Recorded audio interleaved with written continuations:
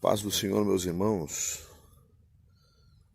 professor Moitamar, estamos juntos para mais uma aula, mais uma matéria e agora juntos no curso médio, mais uma matéria do nosso Instituto Bíblico Esperança, IBE, Teologia Pastoral. Você que já está aí de posse do teu livro, eu primeiro quero agradecer a Deus por nós mais uma vez estarmos juntos. Alguns já nos conhecem, quem não nos conhece, nós trabalhamos ao lado do pastor João Michel aqui em Estância Velha, já há 10 anos como secretário do campo. Trabalhamos como líder da igreja matriz, primeiro encarregado da congregação matriz aqui em Estância Velha, onde temos mais de 250 membros. Já estamos há 3 anos como encarregado dessa congregação e diretor do nosso seminário teológico de Estância Velha, também aqui, diretor de ensino. Muito bem, meus irmãos, nós vamos então entrar para este novo módulo. E aí agora nós temos um novo método, Estamos com um novo método, não presencial, mas aí você vai assistir essas videoaulas e devido a toda esse problema que nós estamos vivenciando, nunca vivenciado antes, mas faz parte, É bom que aí estão os meios de comunicações hoje e toda a mídia para poder auxiliar nós nesse momento aí. Eu estou fazendo uma aula hoje bem interiorana, Eu estou aqui na minha chácara e estou bem à vontade, sentado junto à natureza e meditando e também para nós passarmos pelo menos essa primeira aula aí. Você que já está de posse do teu livro, na apresentação, nós temos a nossa apresentação, nós vamos apenas trabalhar o primeiro capítulo hoje. No primeiro capítulo nós temos a nossa apresentação, a introdução, e o primeiro capítulo vai falar sobre o ministério cristão. Esse ministério cristão ele vai trazer pelo menos 10 subtópicos. Na página 17, na página 16, nós temos então no primeiro capítulo o primeiro subtópico, a primeira divisão. Nós temos aqui a definição de ministério, tá? Na página de número 17, então, no 1.2, as credenciais do ministério. Na página de número 19, o significado do ministério. Na página de número 21, a conceituação bíblica de ministério, tá? E na página de número 25, nós temos o obreiro e as ordenanças bíblicas, página 25. E aí depois nós temos na página 26, a importância de observar as ordenanças.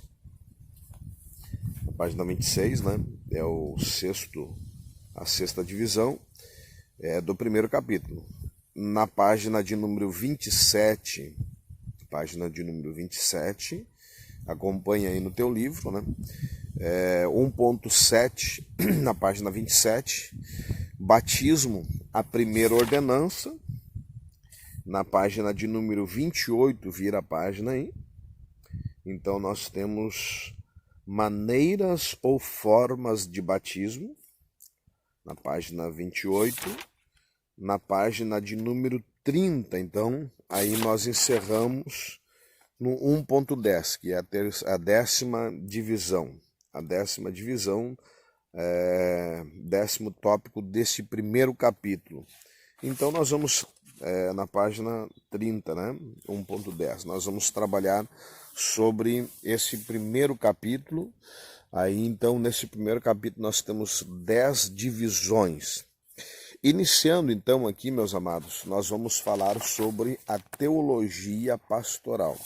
A teologia pastoral, ela é uma das divisões da teologia que estuda todos os fundamentos bíblicos a respeito da vida do ministério e da vida do obreiro, tá?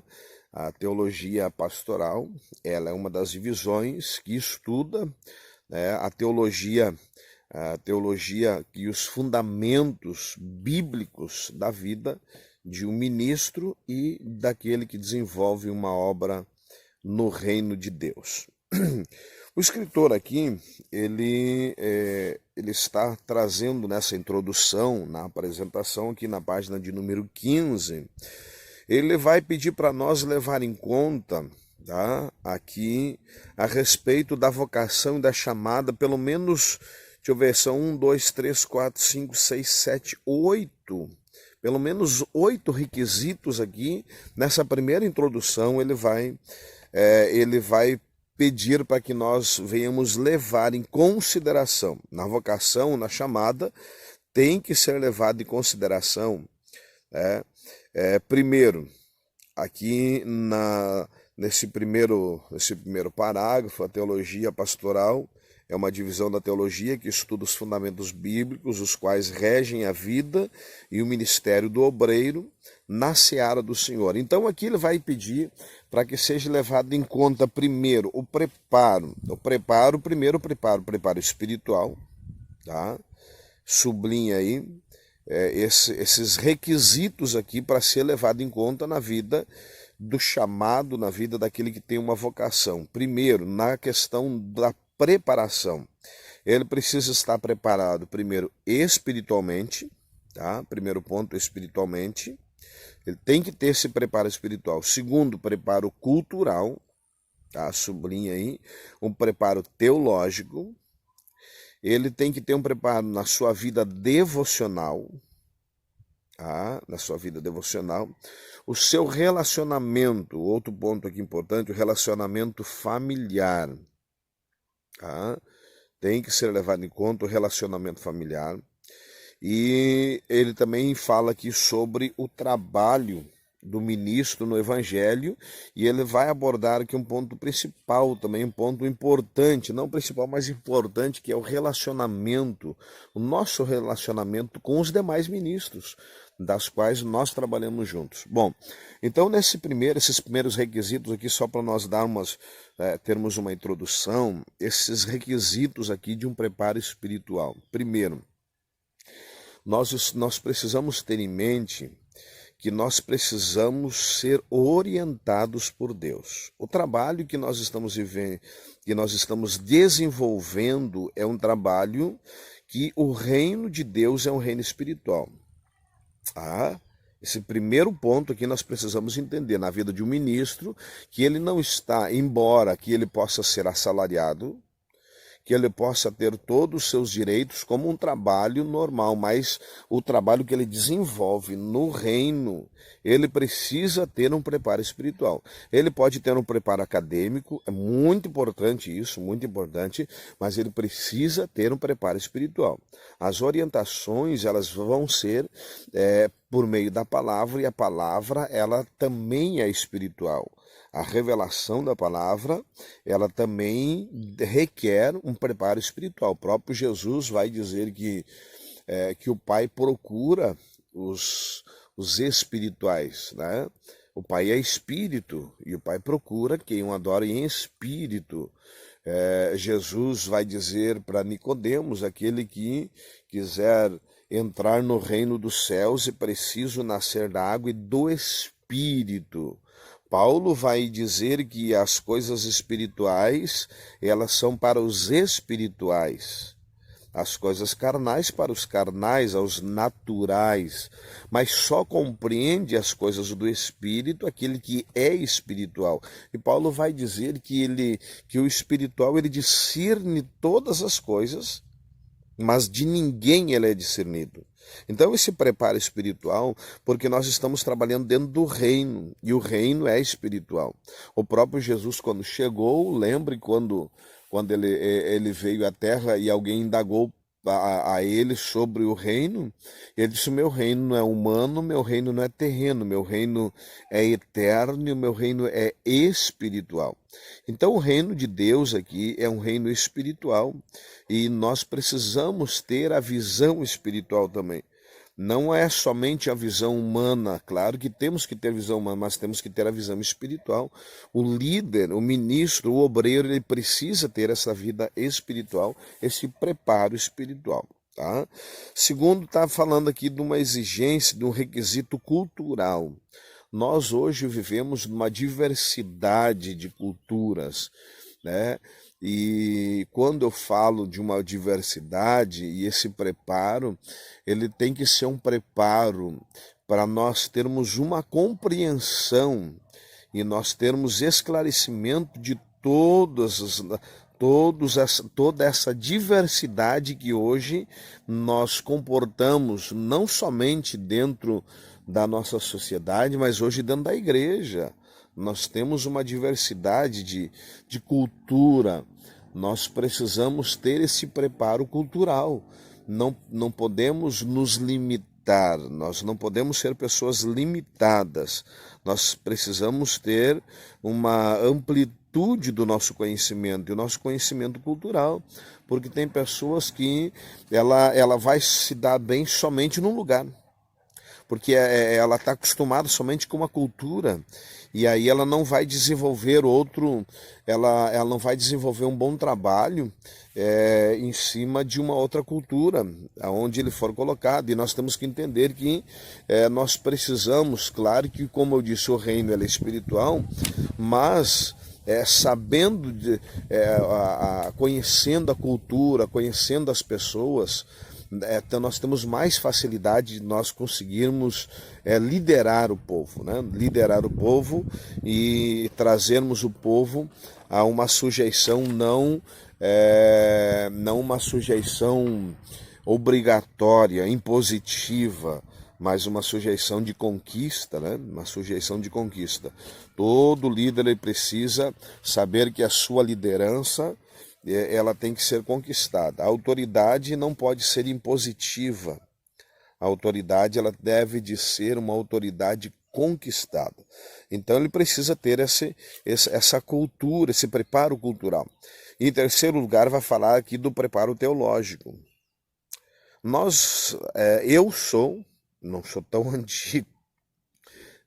antigo assim, mas eu faço parte ainda de uma geração que eu tive líder que dizia que a teologia era coisa do diabo, né? Que quem estudava a Bíblia demais ficava louco. Não, anote essa frase: o pouco conhecimento nos afasta de Deus, muito nos aproxima, tá?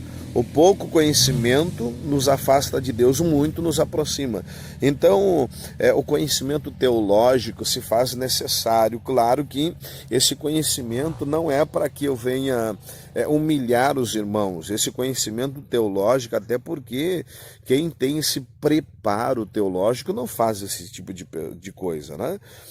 São pessoas, meninos que não cresceram mentalmente nem espiritualmente, para que às vezes por meio de um conhecimento que tem querer humilhar as pessoas ou querer saber mais do que as outras pessoas. Não, nós não podemos ignorar dessa maneira, nós não podemos ignorar os ignorantes, tá? Nós não podemos ignorar os ignorantes.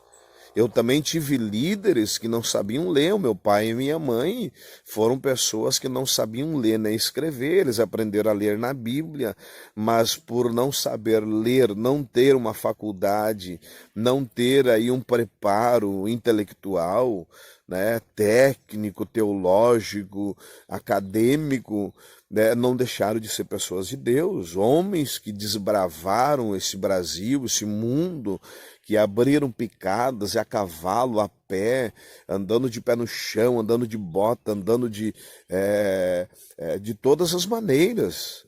Mas nós não podemos ignorar isso. Claro que hoje mudou, culturalmente mudou. Só que eu não posso também, por ter um preparo teológico, querer me apresentar e ser mais do que ninguém. Um canudo não te dá autoridade para você expulsar um demônio. Um canudo de formação teológica não te dá autoridade para você colocar as mãos ou o canudo em cima de um enfermo e ele ser curado, não. Nós precisamos sempre lembrar das nossas raízes. Nós nunca podemos esquecer. Então, esse primeiro ponto aqui, né, esse preparo teológico. O preparo teológico é para um conhecimento, para uma maturidade, para uma amplitude de visão, para que a gente possa ter uma visão um pouco mais ampla e nós possamos ter um pouco mais de conhecimento, uma abertura da nossa mente. Na nossa mente ela não pode ser limitada.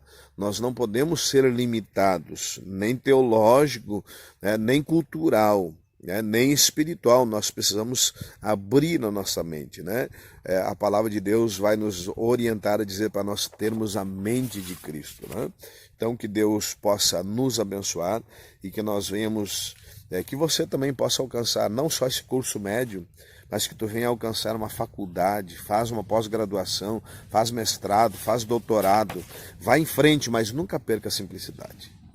Nunca perca a simplicidade. Seja simples. Se você quer ver o sucesso de alguém, se você quer ver o sucesso de uma pessoa, é a simplicidade. A simplicidade é a coisa mais linda na vida de uma pessoa, de um líder, de um ministro.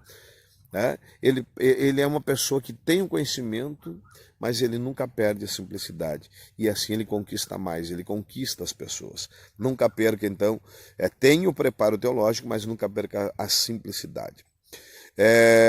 Primeiro, segundo, terceiro, quarto ponto aqui, né, ainda nessa introdução, ser levado em conta esses requisitos. Vai falar de uma vida devocional. Uma vida devocional, ela deve ser indispensável. Eu diria que deve ser indispensável na vida de um ministro, na vida de um obreiro. Termos um momento de devocional, de leitura, de estudo e de oração. Nós precisamos ter esse momento. Nós não podemos passar um dia sem nós estudarmos. O ministro não pode passar um dia, tá? O ministro, o obreiro, ele não pode passar um dia sem fazer leitura, sem ter o devocional dele. Ter um momento de intimidade, ter aquele momento de reflexão.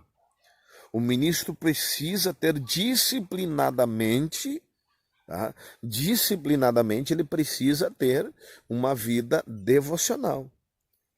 Se ele não tiver essa vida devocional, o ministro, o obreiro, o líder, ele está fadado ao fracasso. Está fadado ao fracasso. Já é o primeiro passo para o fracasso dele. Ele não vai ter sucesso, ele não vai desenvolver, o seu trabalho não vai ser frutífero. Aprenda a ter uma vida de devocional. Tenha o teu minuto, teus momentos de leitura da palavra de Deus, de estudo. Seja uma pessoa, faça os seus estudos sistemáticos, faça os seus estudos devocional, faça os seus estudos periódicos, faça os seus estudos exegéticos, mas tenha a tua vida devocional. Tenha o teu preparo devocional. Você precisa, nós precisamos. O ministro precisa. Isso é indispensável na vida do obreiro, esse requisito aqui. E primeiro, segundo, terceiro, quarto, quinto ponto aqui, ainda na introdução, na apresentação, na página de número 15, sublinha aí, são requisitos que devem ser levados em consideração. E aí vai falar de uma vida, primeiro ele falou de uma vida espiritual, preparo cultural, preparo teológico, preparo de uma vida devocional, e aqui esse outro ponto vai falar de uma vida familiar. De uma vida familiar.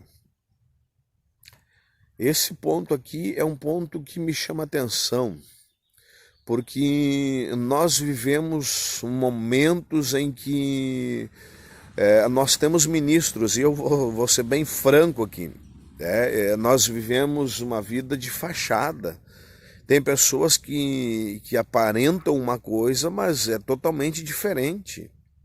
Tem pessoas que são bons líderes, são bons ministros dentro da igreja, em público, junto com as outras pessoas, mas a sua vida familiar é um fracasso. A sua vida familiar não tem uma aprovação ministerial, não tem uma aprovação de obreiros. Inclusive, eu, na minha concepção, quando for feita a consagração, eu já orientei os meus pastores, a minha liderança, e eu tive um pastor que vocês conheceram, que era um pastor conhecido mundialmente, o pastor Luiz Antônio Rodrigues da Luz. Esse homem, ele tinha uma sistemática na consagração de obreiros. Ele não ordenava nem o obreiro sem primeiro ser passado por um crivo. O crivo de um pastor, para ser consagrado a pastor, ele tinha que passar pelo crivo de pastor, por pastores. Também o evangelista para ele passar a ser consagrado evangelista, ele passava, quem fazia o crivo dos evangelistas era um pastor, eram os pastores. Quem fazia o crivo de presbítero eram os evangelistas. Para ele passar pelo crivo, ele tinha que passar, para presbítero, ele tinha que passar pelo crivo de evangelista, um crivo de evangelistas. Também o diácono, para ele ser consagrado ao diaconato, ele passava pelo crivo de presbítero. E depois de passar por esse ponto, se passava então, se falava, essa comissão de crivo, ela passava primeiro ele, o obreiro, depois a esposa, separados, os dois separados, e depois os dois juntos. E teve situações em que a esposa disse: eu não concordo, eu não concordo com, eu não aprovo, porque ele dentro de casa é uma coisa, na igreja é outra. Ou seja, na igreja é uma coisa e dentro de casa é outra, né? Esse preparo familiar. Esse preparo familiar. E a igreja, o ministério começa dentro de casa. Nós somos líderes dentro de casa. Os nossos filhos, eles precisam aprovar o nosso ministério.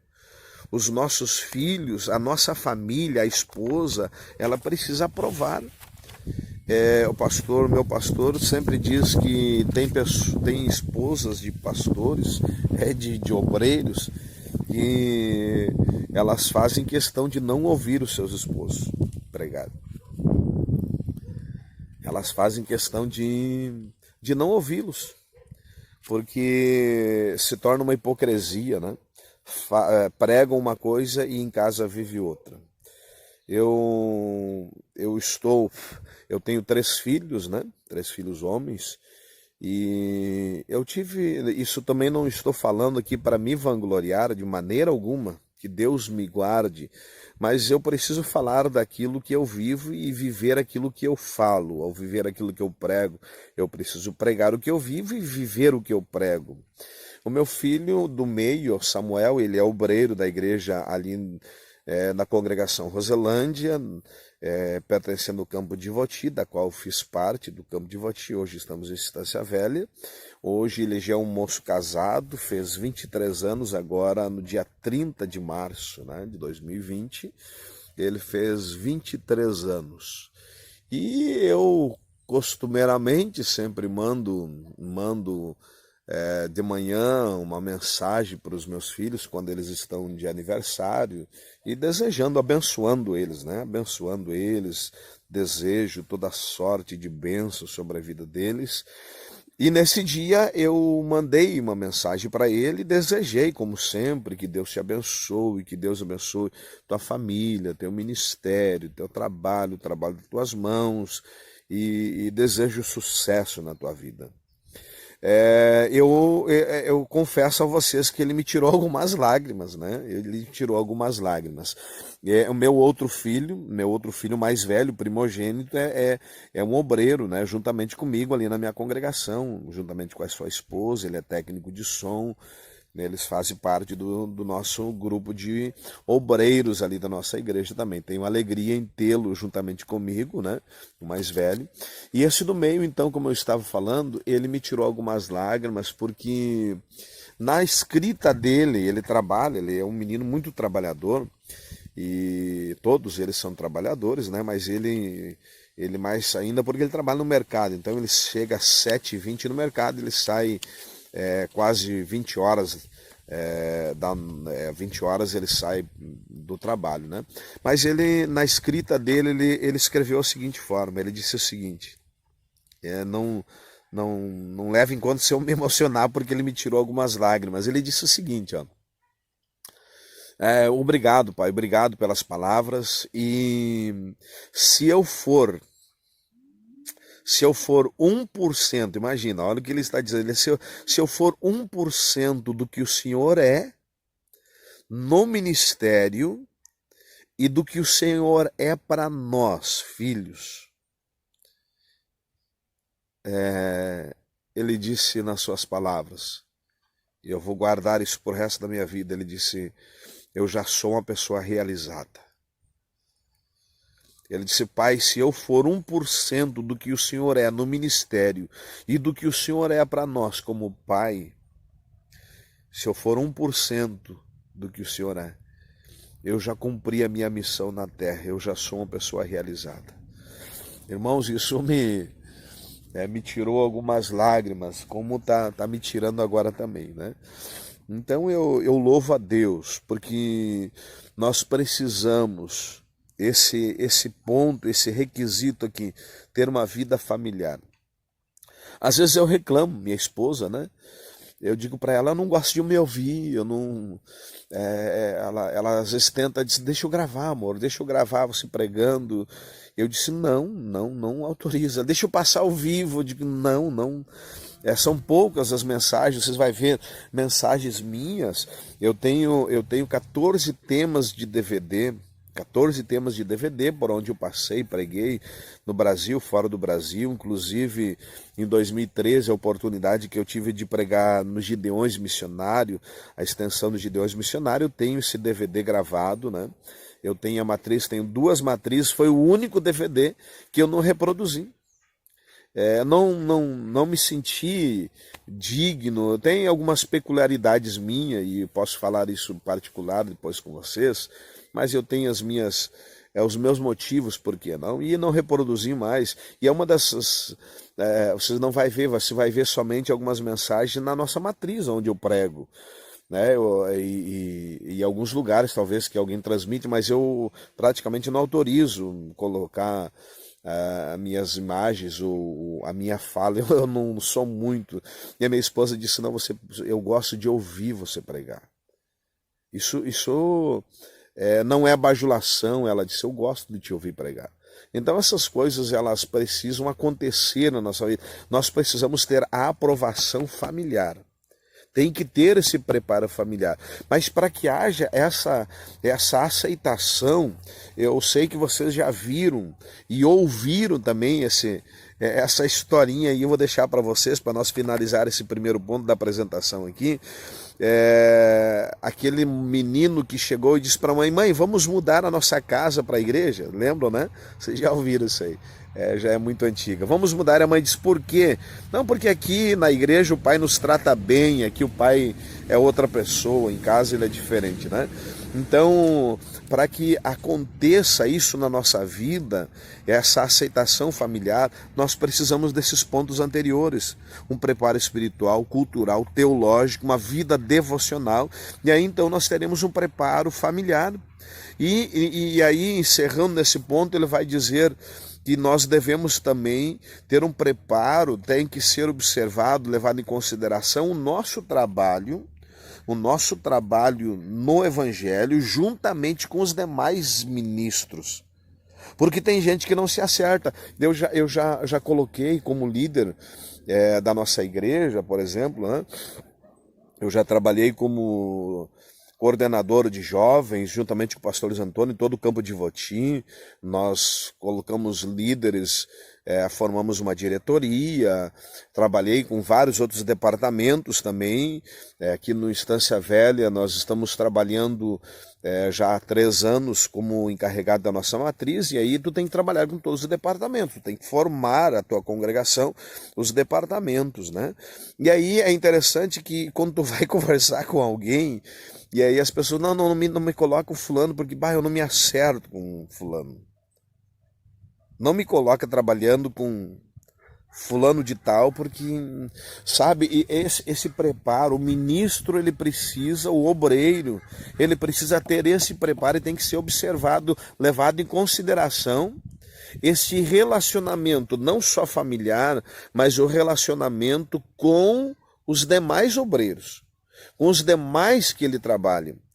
É fundamental. Tá? Então observe, o nosso tempo está terminando aqui, já são 30 minutos, essa primeira introdução aqui, tá bom?